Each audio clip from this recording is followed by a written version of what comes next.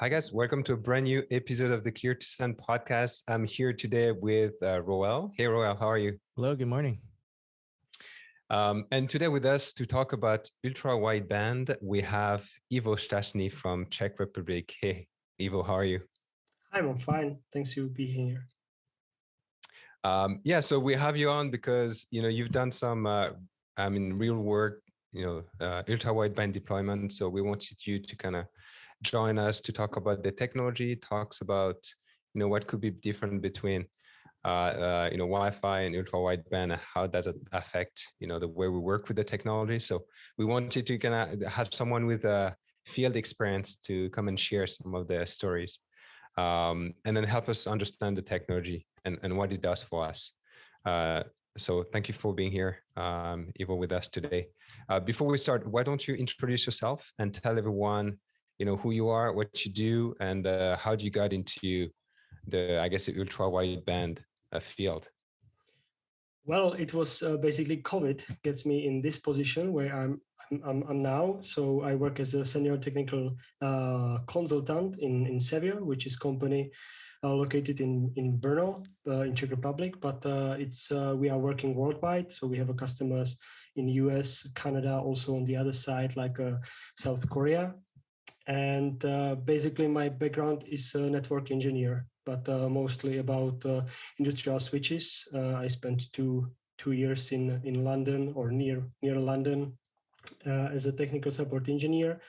And then between that time and the Sevilla time, I was 1 year as a business development manager. And it was very boring, and I tried to get back to some technical position. And during the time, the COVID happens, and I get fired basically. And I found that Sevilla is looking for someone, and basically it was like almost 3 years ago that I find out that something like UVB exists, and then in that position it starts my connection with UVB. Or Awesome. UWB. Yeah, because ultra wideband is, is not brand new, but it's been, it's been added to devices pretty recently, right? I forgot what was the first iPhone that got it, but it wasn't too long ago. Wasn't it the 13 or 12 that received it? Yeah, it was something like that, but it starts something around 2013 when the first chip was developed. But in iPhone, it was, I believe, 2019 as a part of the standard device. What is now also, I guess, Samsung has it. So it was the first start like that. So if you were to describe what ultra wideband is to someone who has never heard of it, how would you describe the technology? Well, it's basically wireless technology. This, let's say, very, very easily compared to, let's say, Wi-Fi or Bluetooth, but it's different it works in a different frequency. So Wi-Fi is a narrow band, which is about 20 gigahertz. And the ultra wideband, it's wide, so it's 500 megahertz. So the signal is on a wide band. So this is the main difference, and basically the usage is also different. The Wi-Fi is more about let's say it works in different frequency spectrum, like a 2.5 gigahertz, or for example 5G. But ultra wideband now it's in let's say 6 gigahertz, and there are still a couple more areas where it could be. But basically, this is the common or the main usage is this 6 gigahertz. But we are still searching, or basically looking for a different let's say part of the spectrum, like 8 gigahertz, because of the new Wi-Fi 6E. So this is something what is now focused in let's say in standard and this type kind of the industry. Oh, that's interesting. So prior to 6 gigahertz, what frequencies was ultra wideband using? As I said, it's a 8 gigahertz, but it could be eight. So it also could be 2.5, but it's not that common. So basically, there is several channel from, I believe, from 1 to 13 in that spectrum, and now it's the common is, and what our company is using as a primary is channel 5, which is the 6G. And now we are looking how in the future we can go for channel 9 or channel 3. So we are doing the testing. Our system is let's say ready for that step, but we are looking what is the better for us, and basically how to use these channels efficiency. Okay, sorry, I misunderstood. I thought you said because of Wi-Fi 6E, you guys are. No, it's not because, but basically it could be because there is something so to avoid the clash, and I believe that ultra wideband could be pushed from that area. So we are looking for something better. But to be honest, I'm not a frequency engineer in this case. I'm more like an application engineer. But this is something what I am able to tell. Yeah, so it's using like wider channels. You mentioned 500 megahertz. Compared to what we're used to in Wi-Fi 20, 40, maybe 80s in 6 gigahertz. So that's one of the main difference. And then you mentioned you have, you could have different channels in different frequency bands, and that's something I didn't know. I learned maybe a couple of months ago. I thought that ultra wideband was just in 6 gigahertz. But I didn't know you could actually use different channels in different frequency band.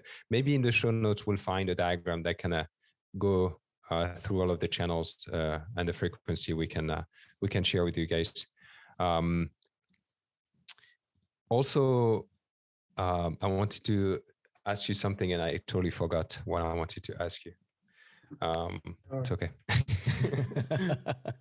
So maybe if I can jump in. So basically, if I can share, this is just very briefly. I don't want to go much deeper because, as I said, I'm not a frequency engineer. But basically, the UVB channel or frequencies are basically divided into the channels, as I said, 0 to 15. So now we are using in for UAP and the US as a certified channel 5, which is our primary. So it's a 6.5. Sorry, it is 6.5. And basically, we are now looking how to use channel 9, and also we do some tests on channel 3. But this is some still under development, and it will be in the near future that it will jump. So there are also some standards and also some approaches, and I believe that 5 and 9 now are the main common or the most used channels in this case.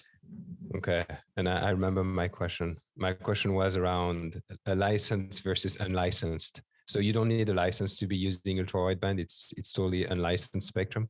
Yeah. Currently it's unlicensed, and as maybe we should mention at the beginning, the UVB, the main usage is for indoor localization. From my perspective, as our focus. And basically for outdoor, there is some limitation, which in some areas it shouldn't be used outdoor. So, but there are still some other way. But for example, on this channel, but there is some limitation regarding the outdoor deployment.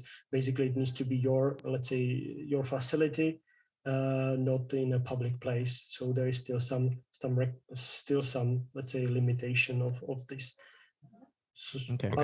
But it's not that big issue because as I said, it's mainly usage is now for outdoor localization if we are talking about the industrial area. And it doesn't look like every region can use these frequencies, right? You're showing us your screen with all the ultra wideband channels that are used and the center frequencies, but also which region they're available in. Not every channel is available in every region. Right. So I think that's important to note as well. For example, for us now is a limitation that, for example, the channel 5 is not able to use in Japan. And we have still some, let's say, leads or discussion with the customers, but unfortunately we are not able to do much now at the moment. So there is another reason why to test and optimize, let's say, our solution in channel 9, for example. Okay, and then so we've talked a little bit about the technology. We've talked about the frequencies, the channels. Now, if we talk about the use cases, you mentioned the location tracking. And that's where we actually see ultra-wideband in the enterprise world. Is we use ultra-wideband to do location. What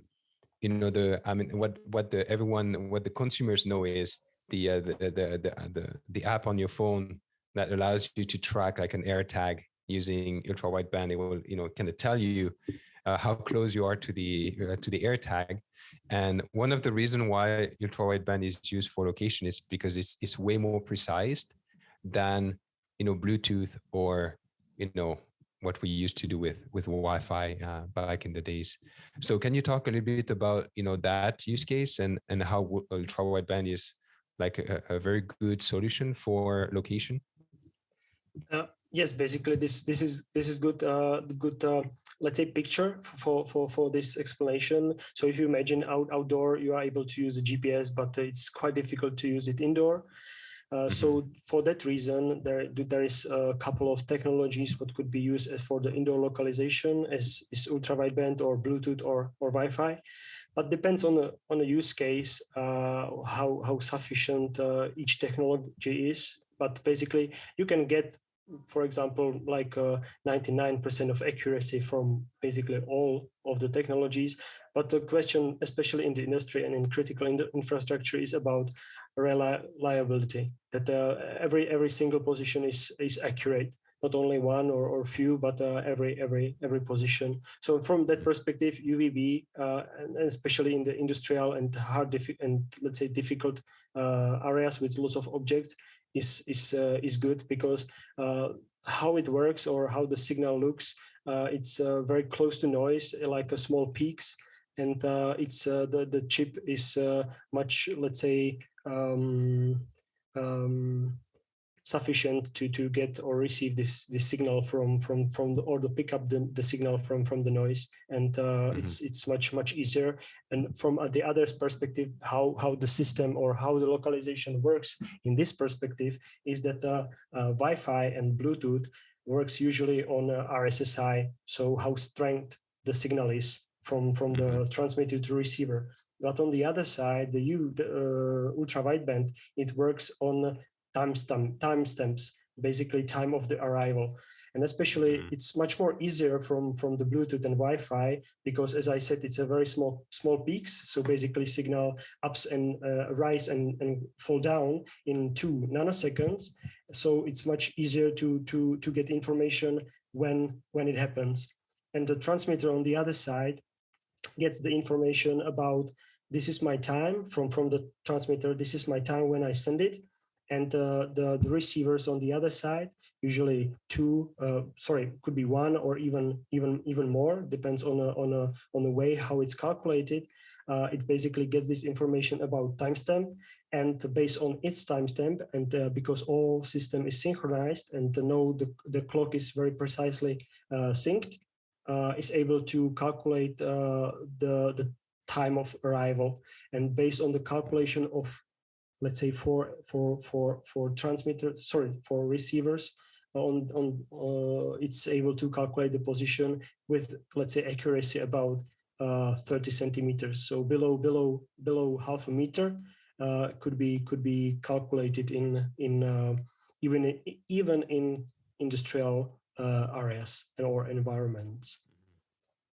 Yeah, and that's quite impressive for location services. So yeah, what you've just explained is interesting. The time of arrival, it's interesting, because you're right. Usually in Wi-Fi, we're used to getting location throughout the RSSI, because we don't really know, how much time you contend to send the signal. So we don't control the time. So it's nice that they control the time and they can actually use the time of arrival. as a more reliable solution. And 0.3, so you mentioned 30 centimeters? Yes, 30 centimeters it could be. I was going to joke with Roel and ask him to convert that in inches. Yeah, no conversions are going to happen here. I can help you. It's about 1 feet. It's 1 feet. Give me a second. Yeah. It's about 1 feet, something like that. Yeah.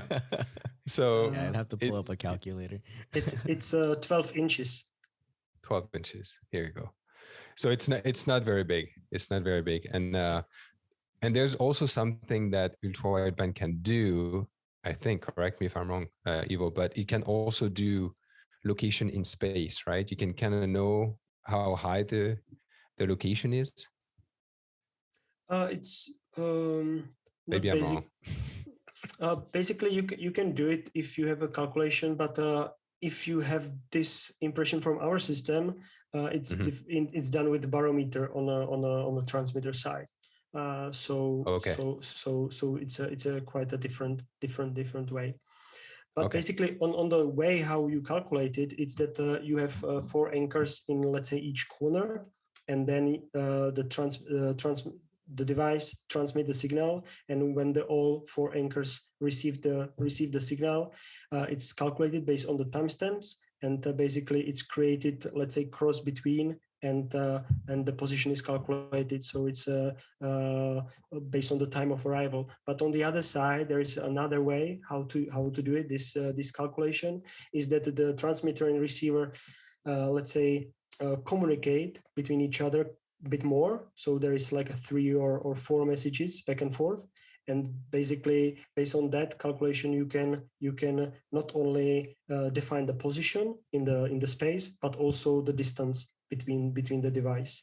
So, for example, the position is XY, and it's 1.5 meter from this anchor or from this receiver. So there are much more. Let's say these 2 approaches. No, not much more. Just 2 approaches. And how fast do you get measurements? Like the location measurements? Yeah. Basically, it's in nanoseconds. In nanoseconds. Okay. Yes.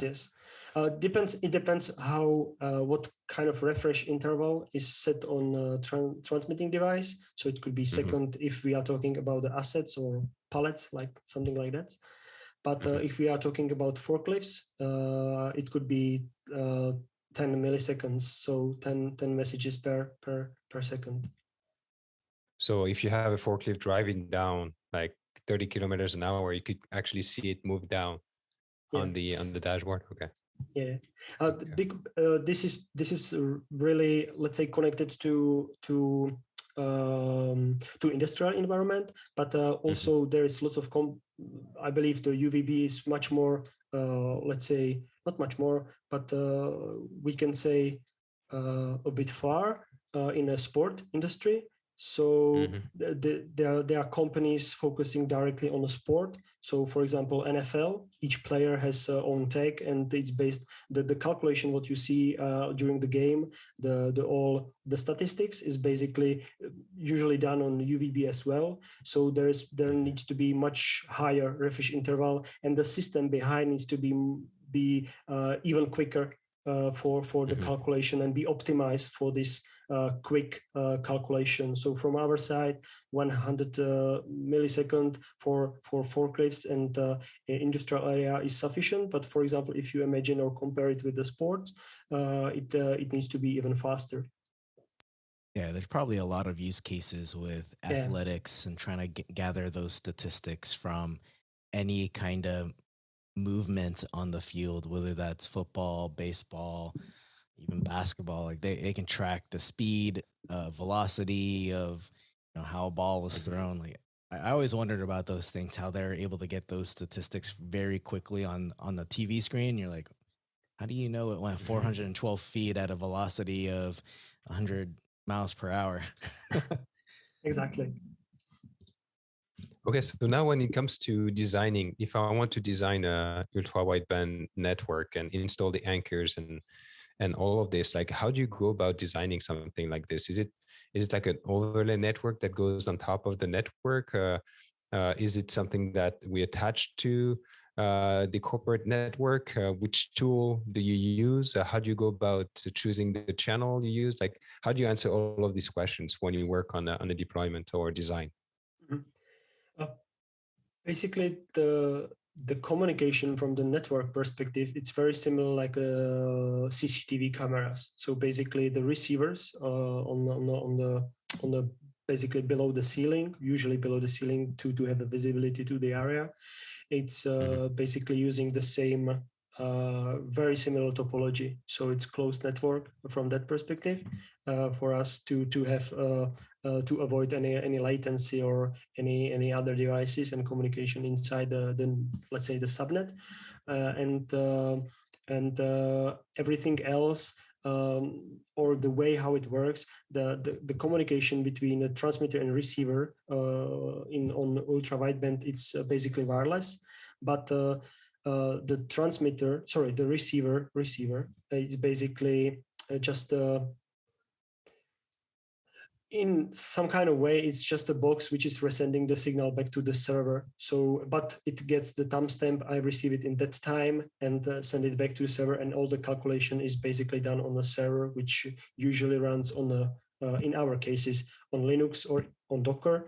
And there is the software which do the computation, and basically other third-party systems could be connected via API and gets the real-time data. So there is the delay, like in let's say few milliseconds or even nanoseconds to get the data process and send it out. But basically, this is the communication. So from the network perspective, it's not that difficult, because CCTV and even like a Wi-Fi network, it's quite well known. But regarding the installing the receivers itself, it needs to be done quite properly to achieve the visibility to the space, and assure that the tech or the transmitter on the pallet or on the forklift has a visibility to enough anchors, the receivers, to be able to calculate the position. So key for us is basically a site survey and walk through with some let's say local engineer or some owner of the network or administrator, and talk. This is possible, this not. Where is a rack? How if it's possible to get cables in this space. It's possible to mount the anchors on the wall, etc. So this is the key. And basically, when we get this information, so we spend a day with the customer. Depends on how big is the area. For example, tomorrow I'm going in here in Czech Republic into a facility which is under the Hyundai Motor Groups, and we will deploy there around 100 receivers and I don't know, like 20 techs for forklifts. So basically we spend there one day and get the pictures, and let's say from me as an engineer, we feel the area and find out how it could be. And basically we, after that, in our company, we use this tool, and I will share it in a second. Which is called Planner, which looks like this. And basically, I will replicate the area. This is like a very simple test area.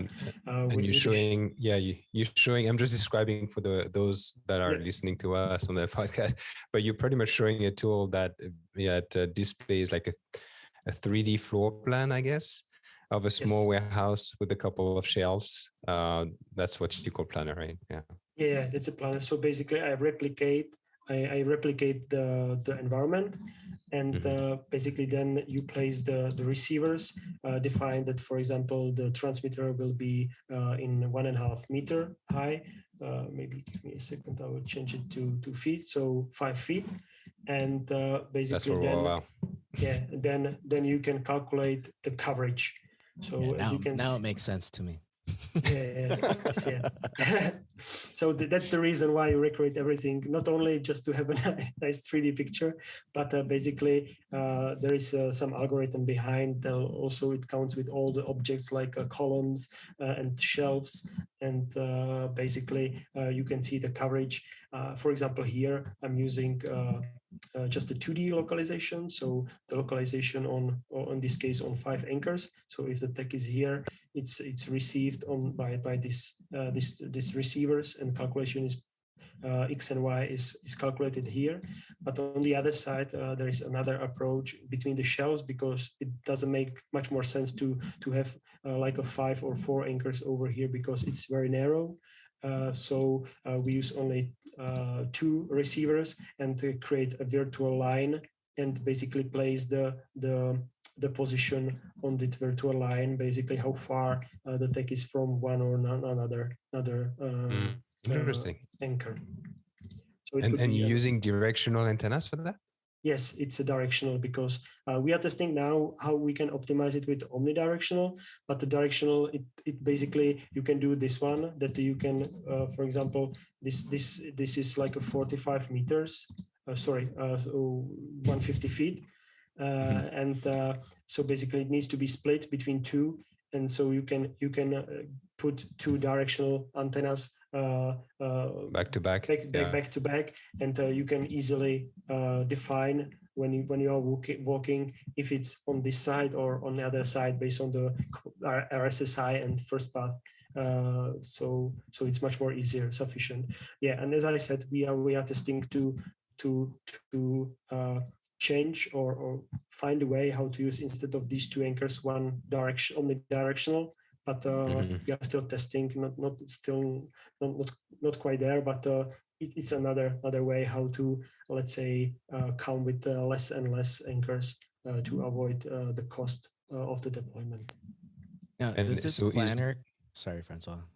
Does this planner come with the solution that your customers would purchase? Like, are they the ones doing this design, or is it someone like you that's coming in to take a floor plan that they've given to you and you show them how you're designing it?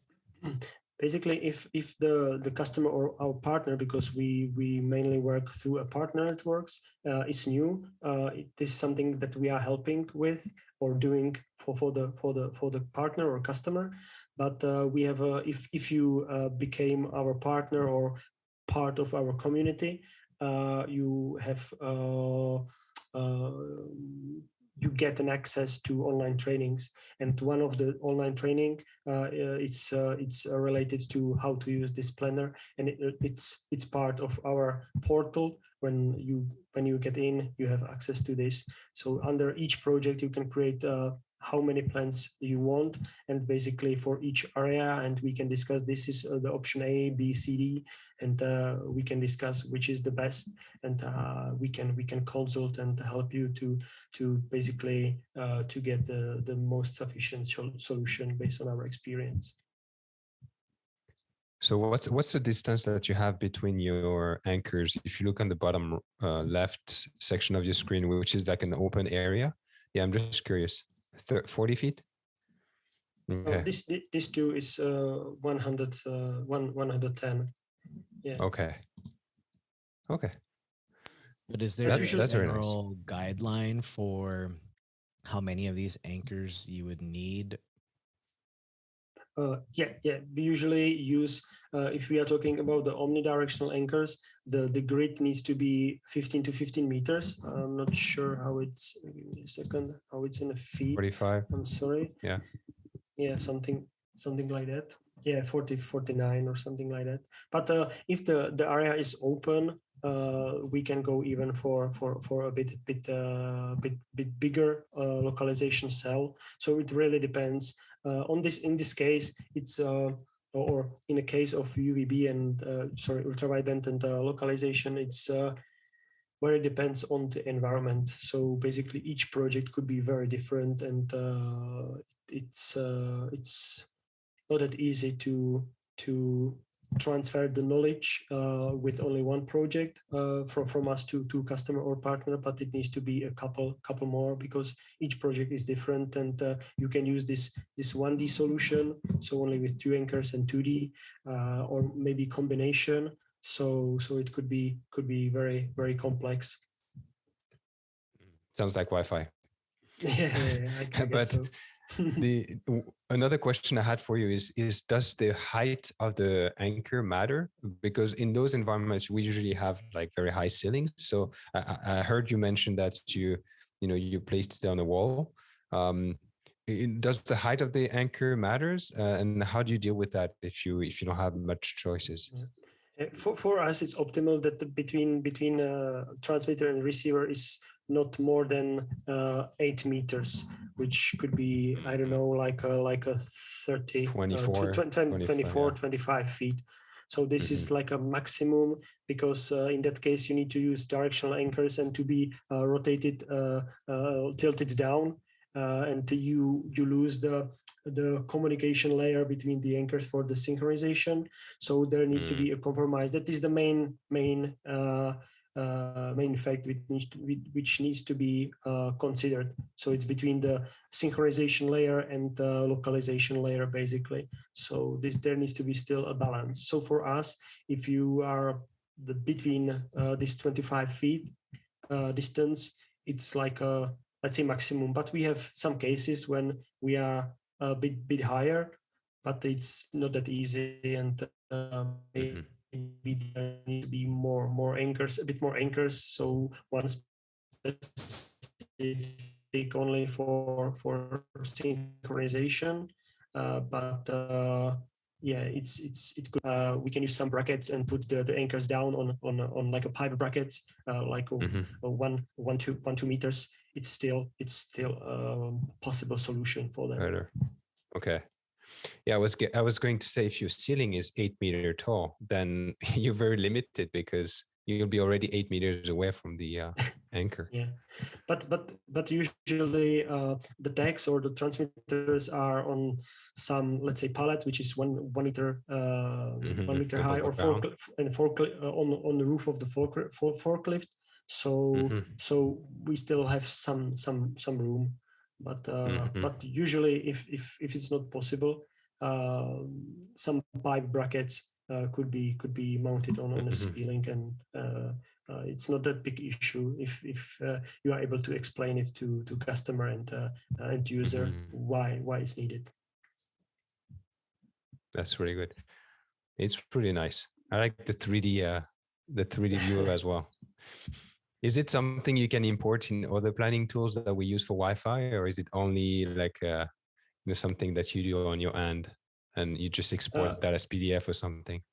Yeah, unfortunately, you can export it only as a PDF. It's only our product. We still think how to use it in future more, let's say, effectively. That if you create some plan like this, that you as an export you get like a complete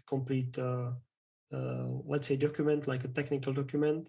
But yeah, so far it's only just this design tool from our side, and basically we work with the partners and customers that when we agreed on the design that everything will be installed in, let's say, for example, in this way, they get approved from us, that we confirm it, that based on our best practice. Best practice, this will work, we guarantee, and after that it's also on our side that this will work, and we are pushing this project more forward. So this is like a more let's say agreement between us and the customer, how it should be done, and explain why. Okay, and then so this is for the design. Now if we talk about the deployment, I'm guessing you have to power those anchors. So how do you power them? Is it PoE? If it's PoE, how much power does it usually draw? And then if it's not PoE, do you have like a DC input or something like that? Yeah, for our devices, we have only PoE device. PoE? So Okay. PoE. So basically the anchor, this is the anchor omnidirectional. Not sure if you can see it. Yours shines. Yours shines. So it shines, but basically it has it's okay. it has only one Ethernet port, so it's a PoE. Mhm. The power consumption is about 2.5 or 3 watts. So Okay. so it's not that high. So it could be easily let's say even 48 anchors powered from the 84 port PoE switch. So it's not that big issue, and also this low let's say consumption it's sufficient if you're using the PoE extenders or converters. So basically, it could be that one cable from the switch powering the converter or extender. Some kind of we use quite common a planet converter PoE, and it distributes from the main port or input port, which it's loaded I believe with this standard PoE, the PoE standard 30 port, 15 watts. It distributed to another 4 ports, and you have 4 ports, and there is enough power. We have 4 ports for anchors. And I'm thinking as well, we could connect it behind an AP, right? If you have an AP with an extra Ethernet port that does PoE path through, you could connect it to an AP as well. Yeah, it sounds like it'd be possible. Yeah. That way you don't have to run additional cabling, just assuming the APs are in the locations that are required for these to work as part of the design. I wonder if you could put your Planet PoE splitter behind an AP. That would be interesting. I know that's a weird idea, but because most likely you're going to have more anchors than APs, right? Or what do you see in the field? If we are talking like about deployment on Wi-Fi. Yeah, if you compare to Wi-Fi. Well, we can deploy our solution on Wi-Fi as well. It's not necessary to have it like a wired, but you still need to think about the powering. But on the other side, there is a limitation in the way that in way of the latency. So only for receivers, not for 5 or 6 receivers, anchors could be dedicated to one specific access point. So this is the limitation because of that we find out that when there is more, there is a latency, and the system is not sufficient and it's not able to calculate the position as good as on a wired deployment. Okay, so I see what you mean. You were talking about that you could have the communication between the anchors and the server over wireless versus over the Ethernet network. That's what you. Okay. Yeah. Okay, that's interesting. But like you said, if it's latency related, I wouldn't want to do that. I would prefer to have it going through the wired network. It's more exactly. Deterministic. Yeah. But my question was more, if you were to compare the density of anchors to the density of access points, would you say it's similar in a warehouse environment, or would you say you install more ultra wideband anchors than Wi-Fi access points in the same space? I would say more anchors probably. To be more honest. Anchors, okay. Yeah, because we are depending on if we are talking about the localization, the Wi-Fi or Bluetooth is basically based on the RSSI. So there is one let's say device covering some space, and based on the RSSI, it's get the information about location is approximately somewhere in that area. But if we are talking about ultra wideband and the anchors, it needs to be, as we said, 50 feet to 50 feet. There needs to be a localization cell, so a bit more. But on the other side, this is technology which is and it will be used not only for the localization on a specific use case, but in the future you can start creating. You can pilot on one specific use case, but in the future, step by step, you can go for let's say digital or industry 4.0 or some digital factory. So you can add use cases as you wish, but the infrastructure is still there. So it basically now with the ultra wideband, we are at the beginning as the Wi-Fi was 20 years back. That everyone, when you imagine, it was like when I was young, someone was buying a laptop and thinking, should I buy it with a Wi-Fi card or not? I'm not sure. And now this is absolutely common. Nobody think about it. So now we are in a phase, do I need really ultra wideband or not? But when we are explain what benefits are, and especially for the use cases, we are basically always in touch with even through the partners with the customers, and try to explain the return of this investment, how small is the cost, even if we have more anchors than Wi-Fi, how this investment will return in the future. It's basically we get almost like every time the green light from the management or board that it makes sense. I think the location is where most of that focus is placed on, right? The accuracy down to almost exact accuracy compared to what you get with Wi-Fi. And I feel that maybe even looking at some of the analytics that you can get is probably where the money is, right? I'm assuming people are tracking where certain things are going, how often they're going there, and now making their workflow or logistics a lot more improved that way. Yeah, I think when you think about the way you could leverage the data you get from the network in order to increase business operations, I think location data is really important. So like you said, Ivo, if you have a use case, usually the use cases that make sense from the business standpoint would gravitate around location. So if you're able to kind of get that data and then send it somewhere else to be used for any sort of operational task, then it just speaks, to the management. It makes sense to make the investment. Yeah. Awesome. Okay, so we talked about design, we talked about deployment. Now, how do you validate? Like, let's say you've installed all of your anchors. In Wi-Fi, we usually do like a validation survey and we measure the signal everywhere. Like, how do you go about validating that your install is going to work properly?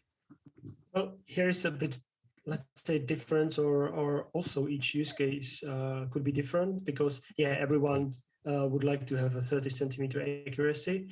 But based on the environment and deployment, and basically at the beginning, as we define what we would like to achieve, it's really different. So if you start with that you would like to have a coverage on the aisles and track the forklifts, the validation is that the forklifts positions are in the aisles and they are accurate. For example, on the other side, if you have tracking some trolleys and you would like to have an accuracy around a meter, you again at the beginning you think about it and do, let's say, the deployment in that perspective, maybe use a bit less anchors, but this is validated as well. But on the other side, if the solution is very complex, we are not focusing on the position itself, but only about virtual zones, and said, okay, it's in the zone, it's out of the zone, and there we have some logic behind it. We are assuring that we are really in the zone. So when the three positions are calculated, its zone is counted as a in, and when it's like a single jump, we still think, okay, it's in, but this jump was only, let's say, a reflection or something. So it really depends. It really depends based on the solution. But the way how we do it, it could be also on the side that we walk through and show the customer, okay, this is the way how it looks. But on the other side, in our system, we are able to create a capture, so record the data, so all the localization data and communication between the receivers and the server, it's captured into the one package. And on my side, as let's say remote support, I'm able to replay everything on our cloud and recheck and say, okay, this is there is something what is not one has 100% correct, we can change the setting. And basically, and give me a second, I will try to share it again, something. And it's basically, yeah, it's basically over here. So we validate the information based on our, this is the, let's say, localization. The green dots are the anchors, the receivers, and the blue dot is a tag. So in this case, it's a forklift, and it's driving around, and basically you get information about each, let's say, message from the forklift, and based on the quality of the signal, as you can see how the anchors receive the signal about RSSI minus 83, 83, 84, 82, 85. So there is a couple or many, we call it hyperbolas, and basically in the intersection, the system plays the position where is the intersection. So each hyperbola means that in this case, this hyperbola is between anchor 54 and 51. So between these two is this range of the possible positions. And so between each of two, there is a possible range of the position, and where is the intersection that the position is placed.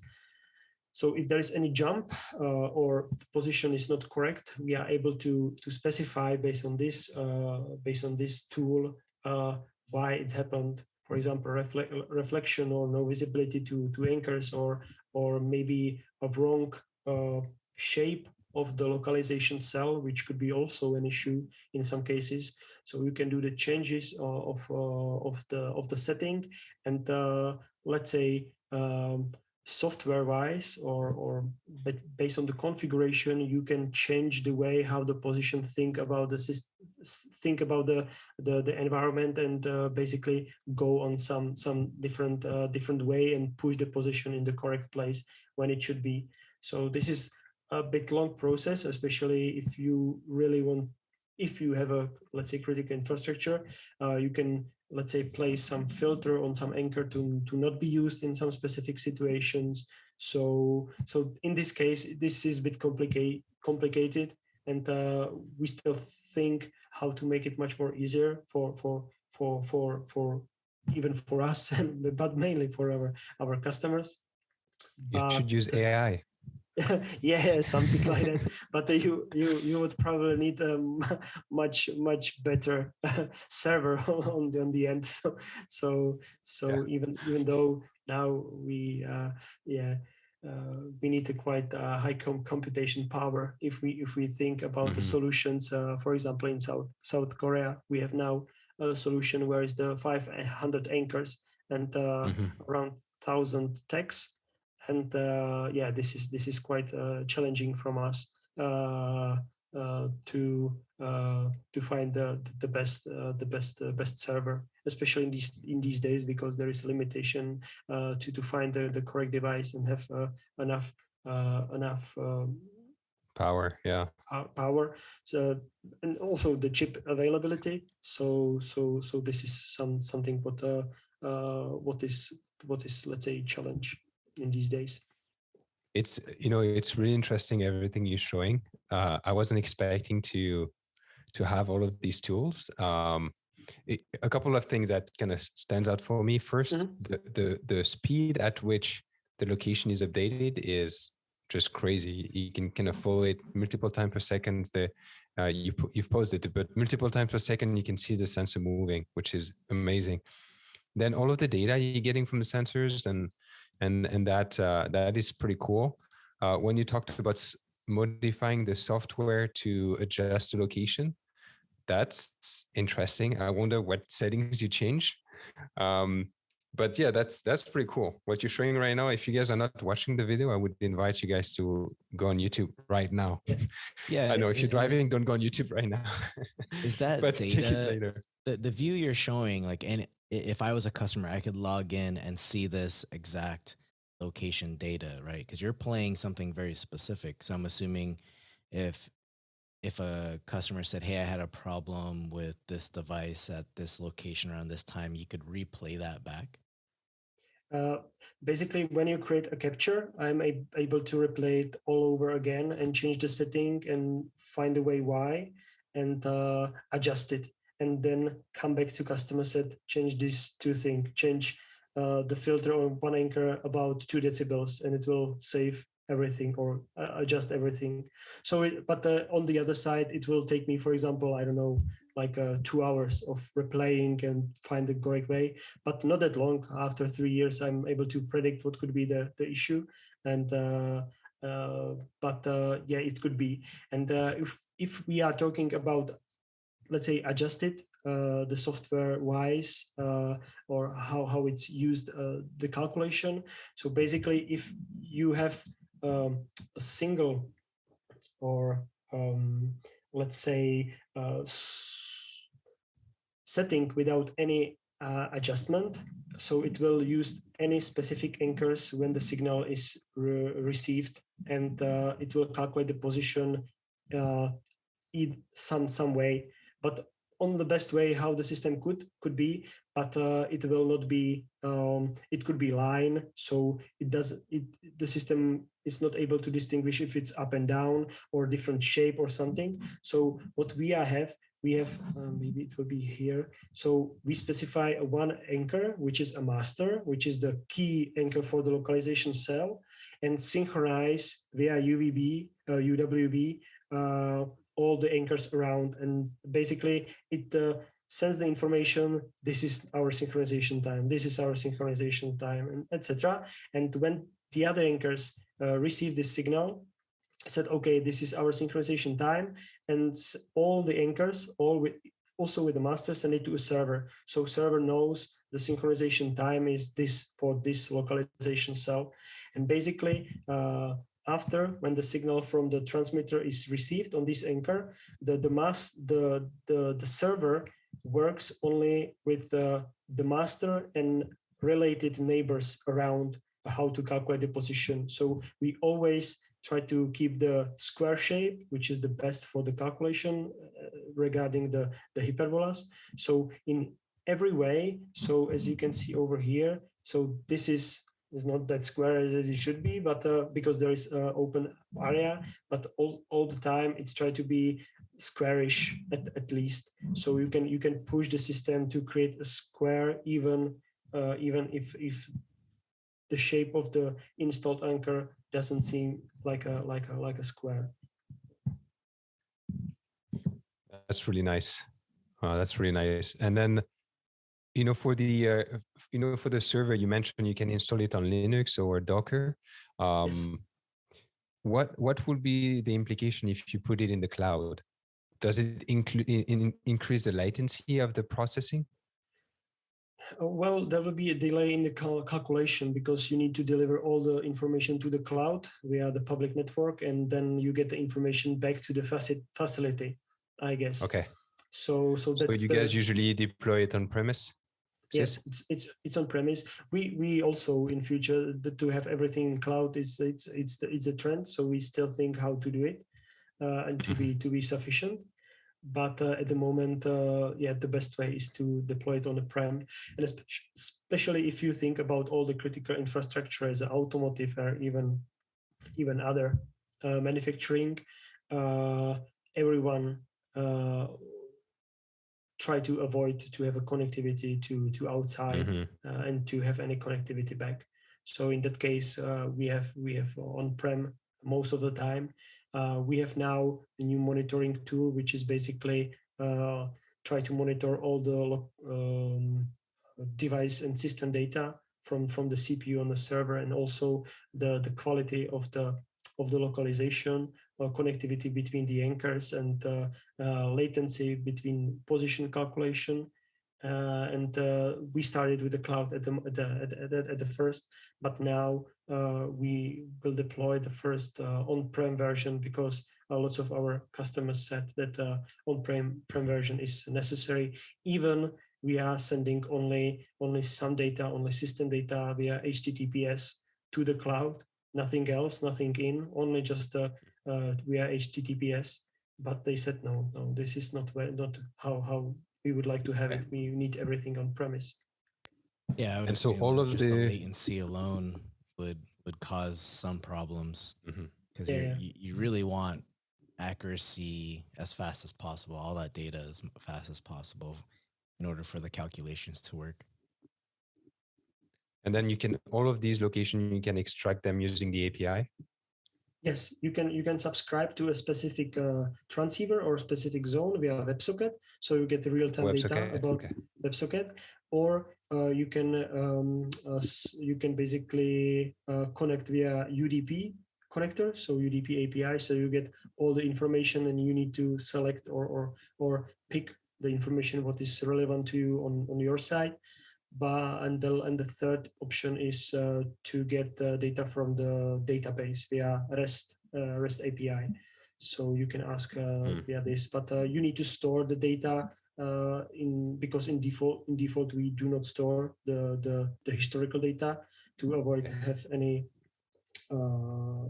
let's say storage requirement. So basically it's done on third-party system above us.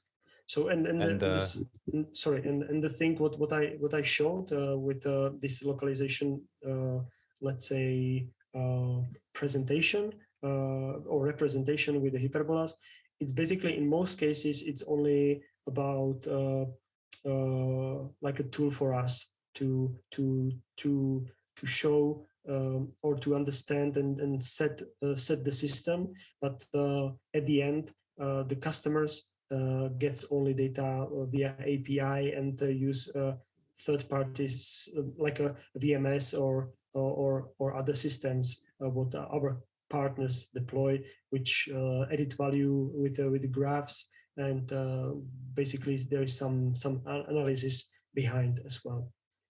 Mm-hmm. Yeah, that's what I'm interested in really. And for the API, I had a question about how often do you get those location information? Do you get send it as soon as you receive it? Or is there like a delay in between the time that you send out that information to the API? If we are talking about WebSocket and UDP, it's real time. So basically, there is only delay, which is on the path, is the calculation, which is in the nanoseconds. So basically, it's a real time data. So you get X and Y immediately. If we are talking about the rest, there is some delay because needs to be calculated and then it's stored to the database. So there is a delay about let's say in a couple of minutes, but not sure, to be honest, at the moment. Mm-hmm. I can tell it's you're generating ideas, Francois. I can see it. Yes. yeah.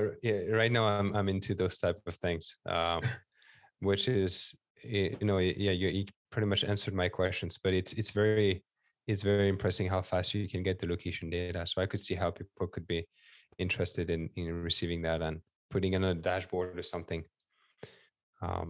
Especially in a warehouse like this, you could have, a place for managers to kind of that's look over like a few managers reviewing that data, looking at it. Instead of having to walk around throughout the whole warehouse, they can see it on the dashboard. Yeah, this is very good. The way how to show the customer how it works, even in their environment. We usually have a let's say like the kit of Francois testing. Yeah. So it's basically with four or five receivers and 2-3 transmitters. You can go to the customer site and deploy it on tripods and test it, and the customer can basically play with it in their environment and put it on a pallet and try to different position and how the system behaves, etc. And we usually have it like side and discussing not only about their issues but also how it could be deployed. When we can start basically with pilots to test everything, and how it could be deployed as a rollout in other steps. So, and also we are walking through the shop floor and try to find out another issues what could be managed or improved with the localization. But at the end of this workshop, we said, okay, this is the first let's say, use case we would like to test in this area. Let's start with the pilot with, I don't know, like 20 receivers and a couple of techs. And then we can roll out. And basically where we are helping with the customers is with ROI to present to board, to basically prove, for example, the logistic department that this system is sufficient and helps to get improvement. Because in most of the areas, and especially it was one of the customer in Austria, basically they said, yeah, we are in an area where to find another workers is very big issue, and we need to work with the staff what we have. And on the other side, we are not able to grow the manufacturing area. We need to stay where we are, because if we are not sufficient and we are not able to hire new workers, the management or the mother company will leave this area and go to some different, for example, in Asia. So we need to find a way how to improve and be more sufficient and efficient. So this is usually some issues like this about work in progress, to be sure where everything is, where how to, let's say, minimize the searching for something, and on the other side to be more effective. That's interesting. All right, Ivo, I think we spent a lot of time talking about different things. I think it was very interesting. I still have a few questions, but maybe we can do a second episode another day. Thank you very much for your time. We'll include a few information in the show notes. If you guys want to take a look at some other information about ultra-wideband. Ivo, where can people find you online? Do you have any Twitter or LinkedIn you want to share? You can find me on LinkedIn. Okay. So I can share with you the link, and also you can check our website. And if you would like to know more about ultra-wideband, feel free to contact me. Awesome. Thank you, guys. Thank you, Roel, for your time. Thank you. It was a good crash course into ultra wideband and pretty interesting technology to solve very, use cases that are critical for a lot of businesses. Yeah, and I'm wondering if it could be other use cases for ultra wideband, but maybe for another day. Thank you guys for listening. Check out the show notes on clearstand.net, and we'll see you guys in the next episode. Thank you. All right. Bye, guys. Bye. Bye.